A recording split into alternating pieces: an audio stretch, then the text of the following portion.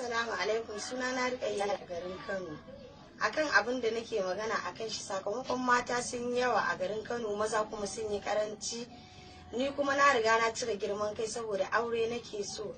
Akan abin da nake magana yanzu babu kuɗi a garin Kano, ga kuma mata sun yi yawa a gari. Ga kuma ni bana so in je in dinga neman maza, ga kuma na riga na balaga, aure nake so. Ina zan je in dinga neman maza? A gaskiya aure nake so. Ya Allah Ubangiji, Allah ka bani mijin aure. Assalamu alaikum, suna na Rukayya a garin Kano. Akan abin da nake magana akan shi, sakamakon mata sun yawa a garin Kano, maza kuma sun yi karanci. Ni kuma na riga na cire girman kai saboda aure nake so. Akan abin da nake magana yanzu babu kuɗi a garin Kano, ga kuma mata sun yi yawa a gari. Ga kuma ni bana so in je in dinga neman maza, ga kuma na riga na balaga, aure nake so.